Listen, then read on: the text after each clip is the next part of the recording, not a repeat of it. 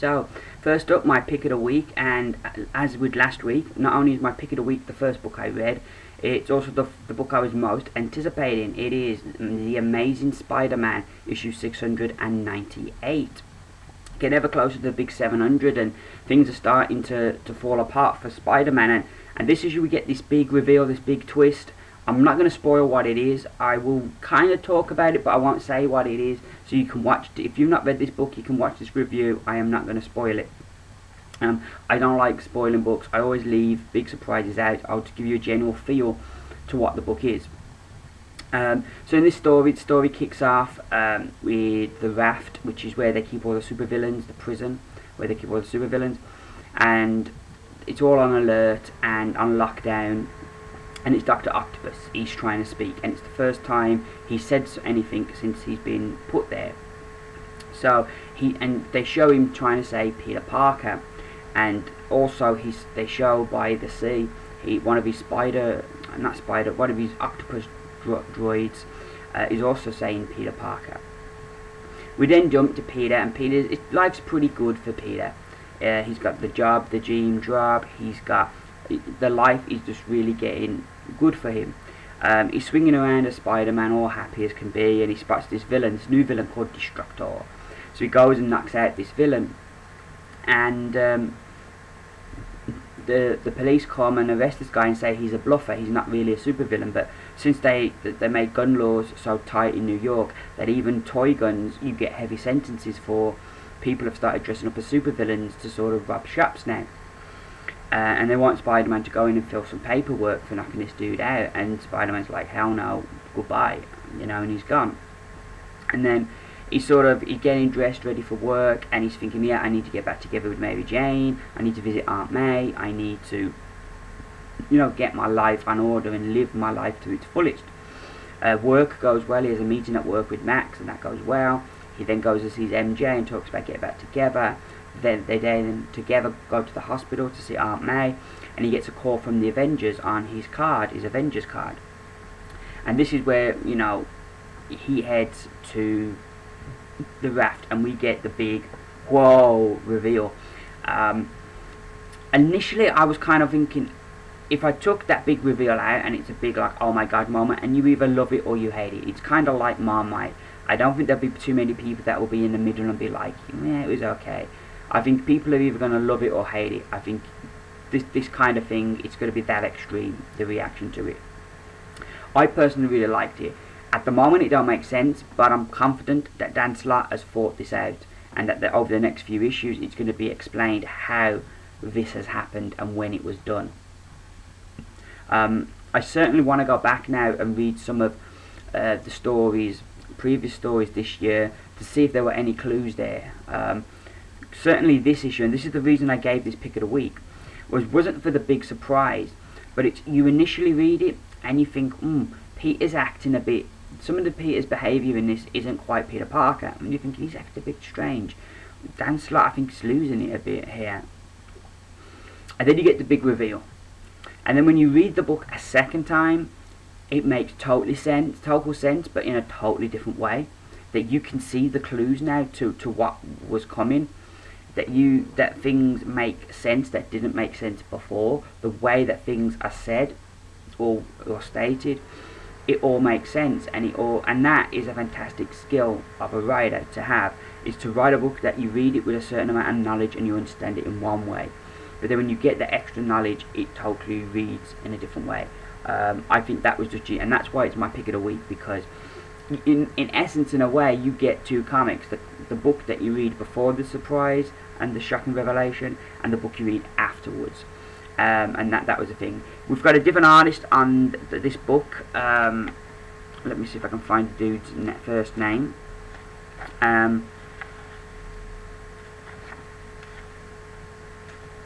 Richard Elson is the artist on this book, and I must say I liked his job. I thought he did good work here with Spider-Man. I'm really stoked about this book. Let's show some of the art there. You can see there Spider-Man swinging around, having a happy old time. Gets together with MJ, visits Aunt May in a hospital. and then gets the call.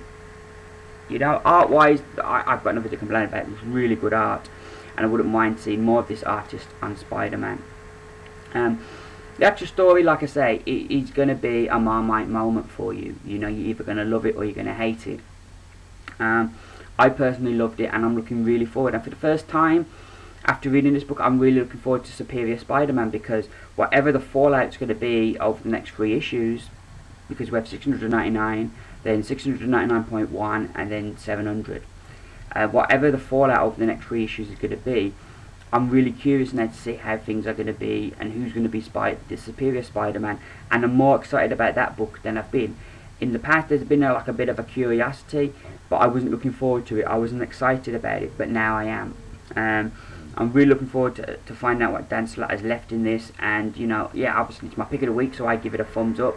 If you're a Spider-Man fan, it's well worth checking out, because it's a massive turn point, and you know, well worth checking out in my opinion, and I give it a definite thumbs up. My pick of the week, The Amazing Spider-Man. Next up we have Daredevil issue 20, and this is a book I'm quite new to. I only started picking it up regularly last month. I loved it. Got a few back issues. I think I got 16, 17 and 18, so I've kind of read up the current part of the book. But one of the things I must compliment Mark Waid is this book is very accessible. Even the last issue, I hadn't read any previous issues, and I read it and I got it. And I know on a level I listen to a lot of comic book podcasts, so I got an idea of what's going on already. But I got straight into the book, and it's a fantastically written and drawn book. Certainly one of the top books out at the moment, and I really kicked myself for not starting this one sooner, and I'm definitely going to keep on it. Last issue we saw Daredevil get captured by this mysterious character called Coyote, who he thinks is a former villain called the Spot. And Coyote sort of put this device on Daredevil's neck and separated his head from his body while he's still alive. This issue carried on that story. We get a little bit more background into Coyote, into what he's doing, how he found out to do this thing about separating the head. There's some really gruesome scenes in here later on, and Daredevil's trying to escape because he finds that even though he's separated, he can still control his body, and his body is used to being able to move around without being able to see, so it's a lot easier for him. But will he be able to keep the villain talking long enough to escape? And you know, the end of this book I really enjoyed. I enjoyed it all the way through. Always when you describe a Daredevil book, it doesn't sound like much, but Mark Waid just does it so magnificently that, you know, every issue you just really enjoy. The art as well I really like, and the colour. As you can see from the cover, you know, the way that the covers are sort of coloured in such a way that Daredevil always really stands out. When you see him in his red suit, it always really stands out in the book, and that's something that I really like about this book and about the art in this book. It's a beautifully drawn book as well, as you can see, as always, beautifully drawn, beautifully coloured. I don't know, with me lately, it's something I've begun to appreciate more than I used to, is how books are coloured, and the colourists on books, and that's something that I've really begun to really appreciate a lot more. But really good art. I'm just loving this book. There ain't much more to say. It's just a great book and well worth checking out. Don't worry about, oh, but I haven't got the other books, I don't know. You know, this book is easy enough to follow. They give you this lovely page here that Marvel always do, that sort of brings you up to speed on the main things you need to know to enjoy the book. So yeah, definitely worth checking out. One of the best books out there. Well worth your support, and a definite thumbs up from me. So next up we have Hawkeye issue 4. This is its usual level of greatness. I was a bit nervous about this issue. I'd enjoyed all the previous issues, but one of the things that I really loved about this book was that it was just fantastic collaborative effect of a great script, great, funny, exciting script from Matt Fraction, a unique kind of minimalistic kind of art by David Aja. and fantastic colouring by Hollingsworth with a really minimalistic kind of palette of colour that give it a unique look and a unique feel, and really tie in well with the art. And the book just all round was just excellent. All three things sort of came together and just made the book really excellent. So this issue we had a different artist, and I was a bit nervous. Is this book going to be able to retain its unique feel with a different artist, or is it just going to end up looking like other books? And I'm pleased to say no, they picked the right artist to come onto this book. He does a great job. I still prefer our regular artist David Aja, but Javier Pulido does a really good job on this book, and I was pleased.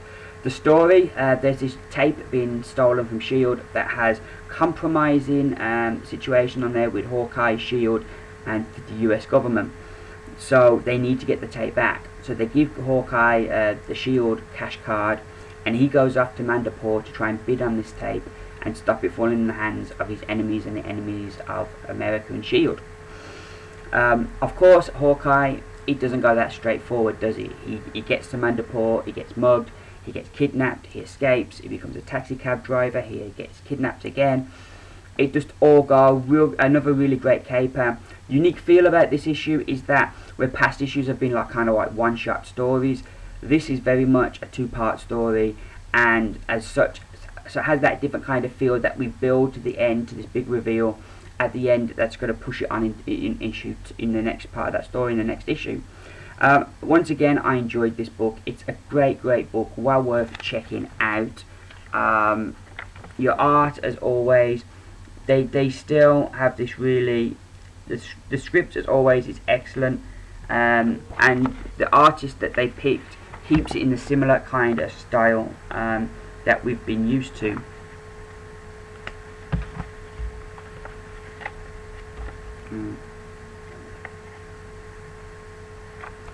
So yeah, it's a really good, once again, it's a really good issue, and it's a fantastic all-round comic, and well worth, again, like Daredevil, this is well worth your support, well worth checking out. It's like Daredevil, both the books are only like $2.99 books, so you know they're two of the cheaper books from Marvel, but they're low in price but high in quality. Well worth checking out, and I give this one a definite thumbs up.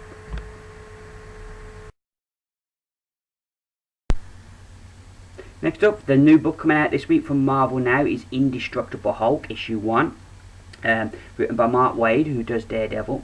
And this was a book that, you know, like, even the day before I got my comics, I wasn't buying this book, and then I had a last minute change of heart, and instead of getting, I got this, and I left Captain America. I didn't pick up Captain America, I got this instead. And yeah, this was a real surprise to me how much I enjoyed it. I knew with Mark Waid it'd be well written, but I wasn't sure the direction they were taking Hulk, would I like that? But oh yeah, I 100% did like that, and it really surprised me how much I enjoyed this book. So much that I think, you know, this was, if it wasn't for Spiderman, this would have been my pick of the week, because it just really surprised me. It's very much a setup issue, setting up the rest of the series, but it does it fantastically. In this story, you know, Maria Hill of S.H.I.E.L.D., she's looking for the Hulk, and she's in this diner because they're going on this mission to get the Mad Thinker, but she's still very concerned because the Hulk is out there. Who should walk into the diner but Bruce Banner? And he joins her, and he has a proposal that he's tired that people will, if he died, people will only remember him as the Hulk and as a menace. And he's tired of, you know, not getting his due, that he feels he's just as great a scientist as Reed Richards and Tony Stark, but he will not be remembered that way.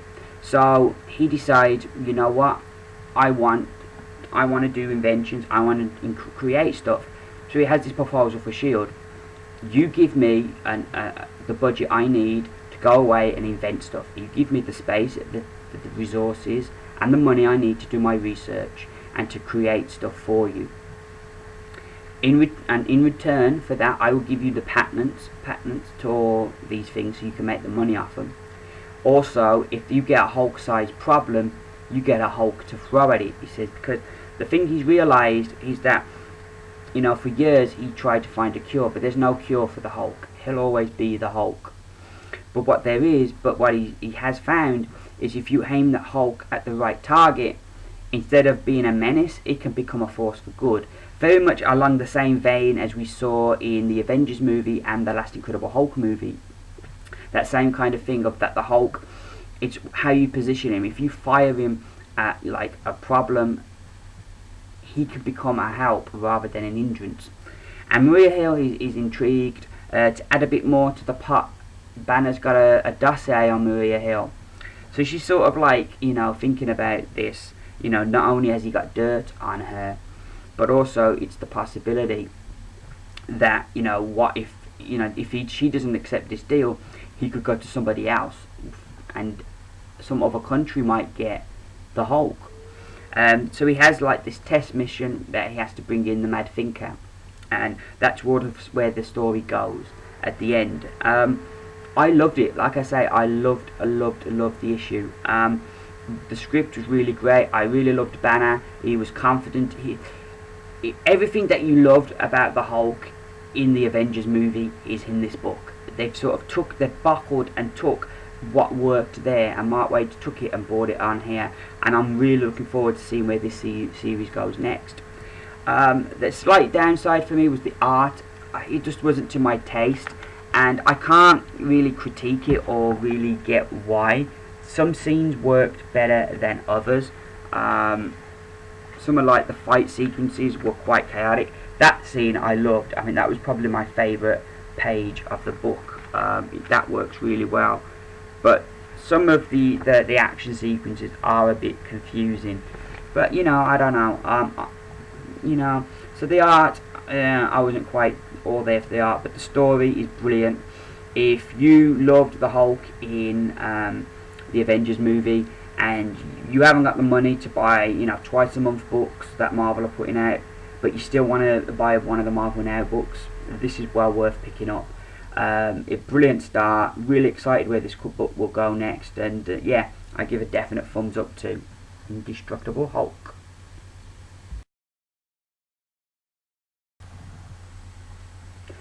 Next we have Judge Dredd issue 1, and this book was a book that I was both looking forward to and dreading in equal measure. I was really looking forward to seeing Judge Dredd having his own monthly title, releasing an American style comic. But at the same time, I was a bit nervous. Were the writers going to get the essence of what Dredd was, with him, you know, being written for an American audience? I kind of always think back to that first Judge Dredd film, which was an okay movie, but it didn't really get Judge Dredd, and I was worried that it was going to be kind of like that kind of effort.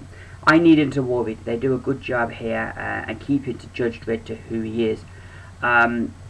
We get a really good introduction that, you know, it's the year 2100, sorry, and you know, we have this city, and what used to be the east coast of America, and it has this wall keeping out the wastelands, and it is now known as Mega City 1. In this city you have human beings and androids living in this city and working in this city, but also everybody is a potential criminal, so you have judges, and rather than where police could just arrest you, judges will sentence you as well, so you get arrested and sentenced straight away. No appeal, just done. And they have these guns that they call lawgivers, which, you know, can fire different kind of things depending on the situation. The story kicks off with a Bolshi robot who decides he doesn't want to work no more and goes home. This leaves, because he's not doing his job, it leaves a chain reaction, and this explosion takes place with a lot of windows getting smashed. People start looting, and some robbers sort of turn up to take advantage of the situation. Then, so that of course brings the judges out, and we see our main character, Judge Dredd. So it comes to apprehend these bank robbers. Well, I don't think it's a bank they're robbing. It looks like they're getting body parts, but to stop these robbers, basically. But then you have these more security that are there to protect the customers, and because Judge Dredd causes damage, they sort of start attacking the judges, and allowing the robbers to sort of start make a clean getaway. So Judge Dredd get through these robots to get to the robbers before they escape? We then get a second shorter story which sort of deals with, we only kind of get Judge Dredd at the end of that story, and it really deals with the relationship between this robot and her boss.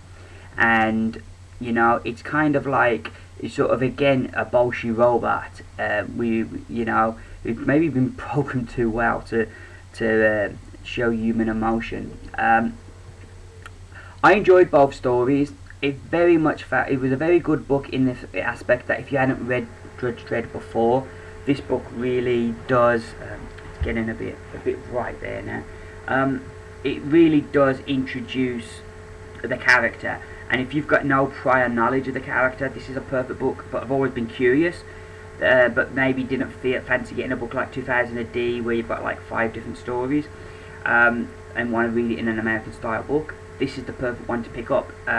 It lets you know who Dredd is, and you know, it's a nice jumping on starting point. The art I thought was really good in both stories, different artists, but I enjoyed the art in both stories.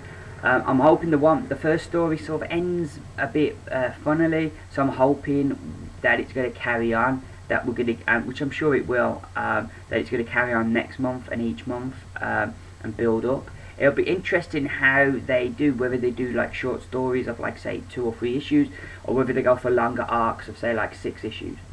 It'll be interesting to tell, but I'm looking forward to it. The cover, I picked up this cover, but there are like 5 variant covers.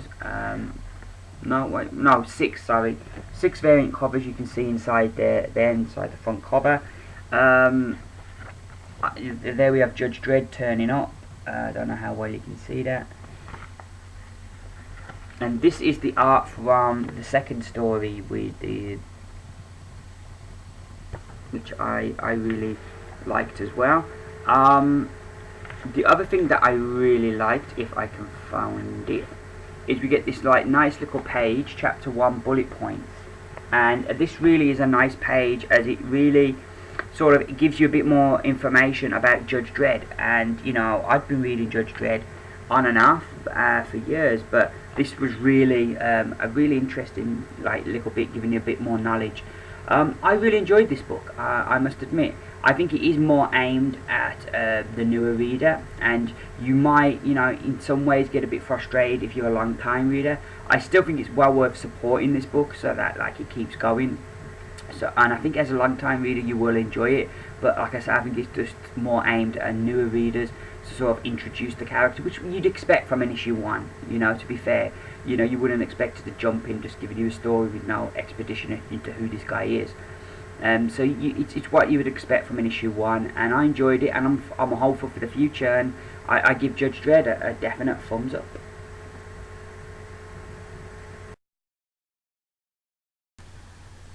Next up we have Iron Man, issue 2. Initially I wasn't going to pick this one up, you know, and then the day I was going to get my comics I thought, you know what, I want to get this.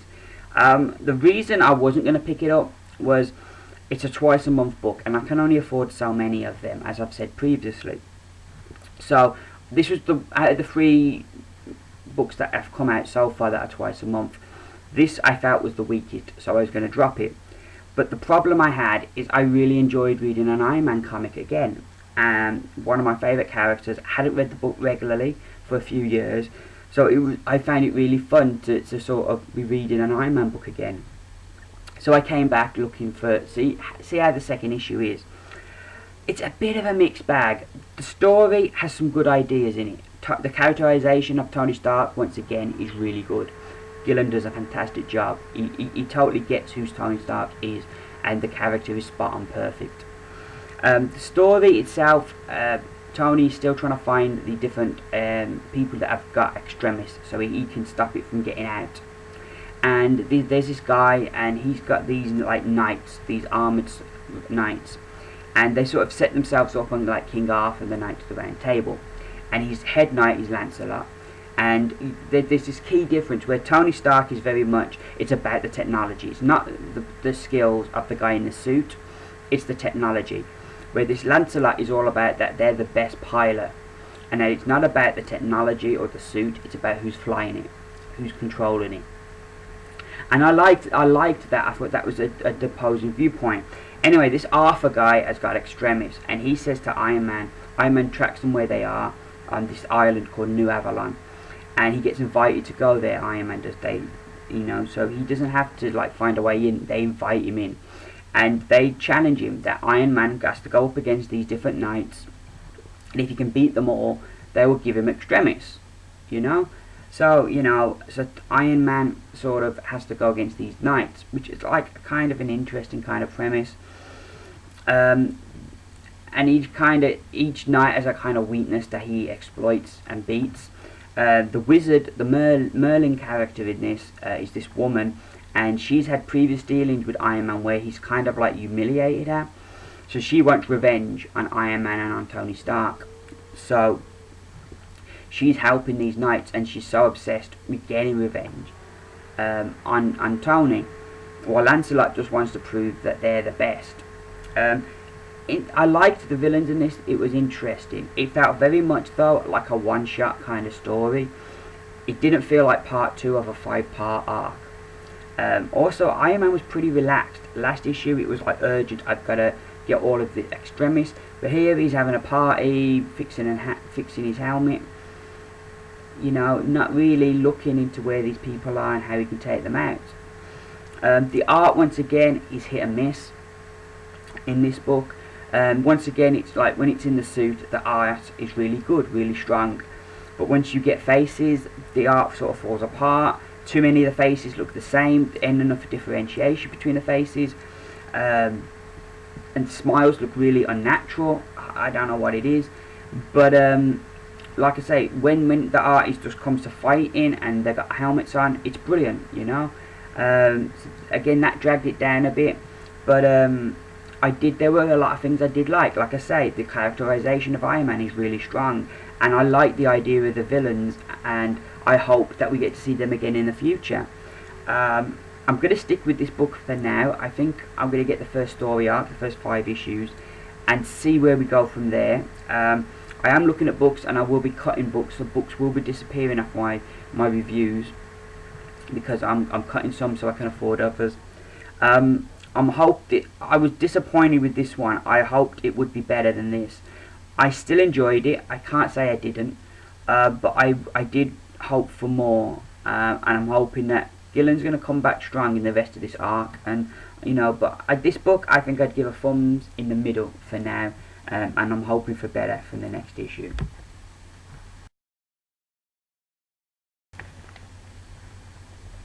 Well, next up we have Justice League issue 14. Last issue we saw Superman get bitten by the cheetah, and he turned into some kind of wild cheetah creature, as they call him on the cover, the Monster of Steel.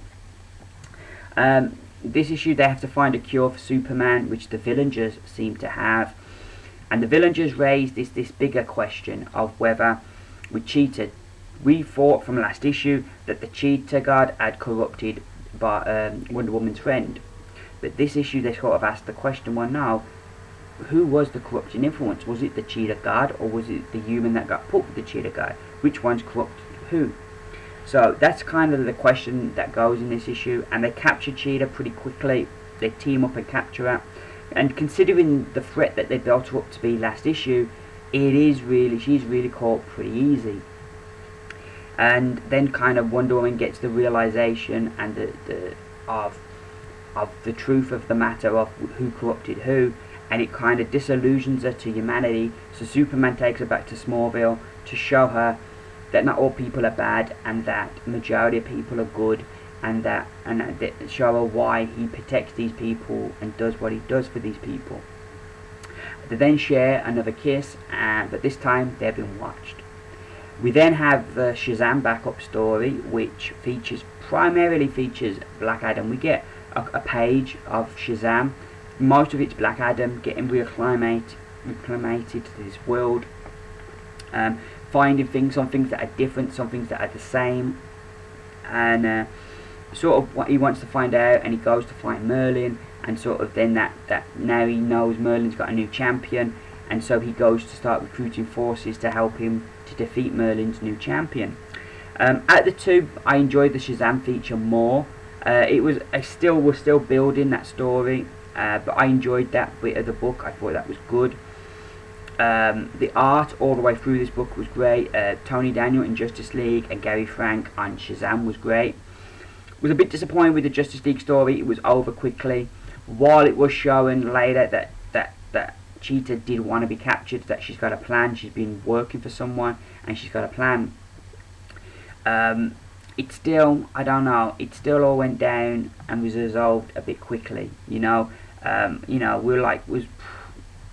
First half of the book, it's resolved in. It was nice. I kind of liked the whole thing with Superman taking Wonder Woman back to Smallville. I liked that, but just, I don't know. When I put the book down, I felt disappointed. It hadn't thrilled me like I expected a book of this stature to do.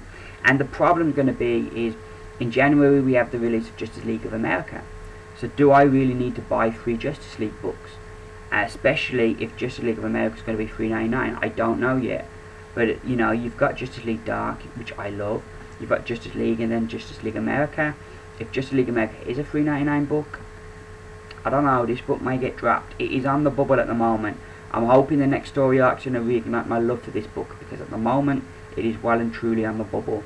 The Shazam bit seems to be going on forever. I thought the story would speed up once he got his powers, but the story still seems to be going really slow. I would personally have liked to have seen the Shazam story given more pages and a few taken out of the Justice League story. I think it wouldn't have hurt it. But yeah, a disappointing one for me this month. Great art, great to see Black Adam. Wish the Shazam story was moving quicker, and I wish something was just happening in the main Justice League story. But so for me, this issue, it's a thumbs in the middle. The art's the thing that saves it.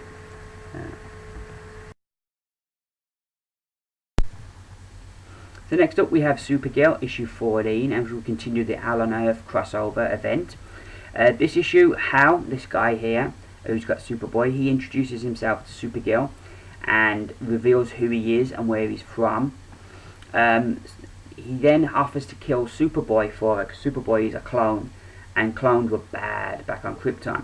So Supergirl's like, everything about her says, yes, I should let him kill this clone. But there's something stopping her, something she can't explain, that's sort of like, no, you've got to leave this kid. So yeah, and then she decides she's going to consult her cousin to find out what to do, and to sort of share that they found this new person. And so she goes to her cousin, and it sort of ends with this big reveal for Supergirl, but also an awkward situation for Clark. And it was a nice end. I enjoyed this book. Last week I said I knew with Superboy I liked the crossover, but I wasn't going to keep getting Superboy. This issue I really enjoyed Supergirl, but still I don't think I'll continue to get this afterwards, but we'll see. This is more of a possibility than with Superboy. Still really loving the story. I was thinking this guy was Bizarro, the new 52 version, but he introduces himself as Hal, and he gives his origin in here. The only strange thing is that in this issue, I don't know how well you can see that picture there, but on the cover you can see he's got that S on his chest, the backwards S, but here he hasn't. So either like being exposed to our sun is starting to heal, or he's hiding something. He's hiding something from Supergirl here. I still think there's more to come out about him. He can't be as good as he makes out here. I just don't buy him at the moment. I think there's something more sinister behind him, but he's certainly got Supergirl duped. Like I said, I'm enjoying the crossover. I enjoyed this issue. I've not heard much fanfare for it, which is strange, because it has been really good. I've liked it. I'm definitely going to get the rest of the issues of this. My only gripe with this issue was the art, and it wasn't that the art was bad, it just wasn't to my liking. And once again, I can't really critique it and sort of say what it is. I like the facials. I thought some of the facials were good, but it was more like the action kind of sequences. But yeah, I enjoyed this book though. But definitely, you know, if you've been reading Superman and enjoyed that, this is worth picking up. I'm really enjoying the Hell on Earth, and I'm definitely going to get the rest of this, and I'm looking forward to how it finishes. So Supergirl gets a thumbs up. And finally, the end is here. Avengers issue 34. The final part of End Times, which brings to an end Bendis' run on this book. I've really enjoyed Bendis' run on this book, and I've loved the work he's done. And you know, he's been great for the Avengers books, but this I didn't think was the greatest way to go out. It's a feature length issue, so you know it's thicker. It was dearer. Was it worth it? Not really. I think the bit I enjoyed the most was the bit Brian Bendis writ in the back, talking about how he started to work on Avengers and about his time on the book. So I enjoyed that piece more than the actual story here. Last issue we were in inner space. Thor, Giant Man, Captain America, Iron Man had turned up to rescue the Wasp, who was trapped there and has been for 5 years. But they got attacked by this Lord Gozar or something. What is his name? See if it says in here. You can never find the word you need when you want it. No, I can't spot it. But anywho, so they're battling this guy. The Avengers, meanwhile, are all back in the regular universe, sort of trying to decide what to do. Wonder Man shows up and he says he's going to save the day, and he goes to the inner world to try and help the Avengers and take them back home. And we sort of, you know, I was disappointed with this. I thought that Bendis would go out with a bit more of a bang and maybe a bit more emotion, and so I was quite disappointed with this. It was an alright kind of story, but when you consider it's the guy's last on the book, I thought there'd be more. It didn't really do it for me. I did like the last page and how it really sets up Hickman's run on the book. I like that. I'm kind of conflicted over the whole thing of Bendis has sort of been resetting everything. All the characters he turned evil, all the characters he killed have all sort of come back, and he's sort of going to hand the book over as he found it, which, you know, I don't know how I feel about that. You know, it loses the impact of some of his stories that things have been reset. Some of the things like Scarlet Witch and Wonder Man rejoining the Avengers I like, because they've got this whole kind of redemption thing going on, which makes them interesting as characters. And also people's reactions to them become and the team dynamics with them on the teams becomes interesting. But when you're getting characters and you're bringing them back from the dead, I'm always conflicted about that, because, you know, every time you do that, you lessen a future death. You know, you lessen the impact of a future death, because people think, oh wow, they'll be back in a couple of years. Apart from that, the good in here, again, as also, I didn't like the art.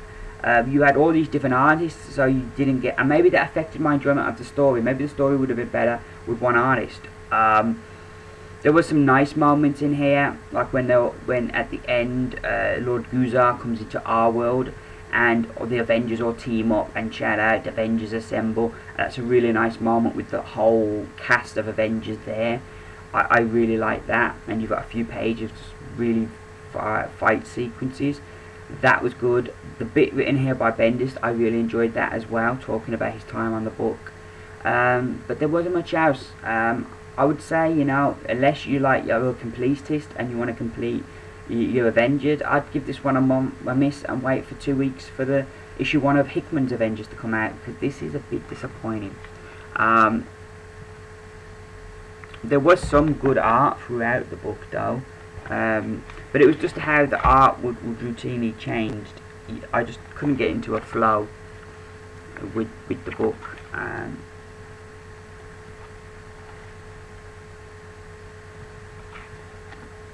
So here we go.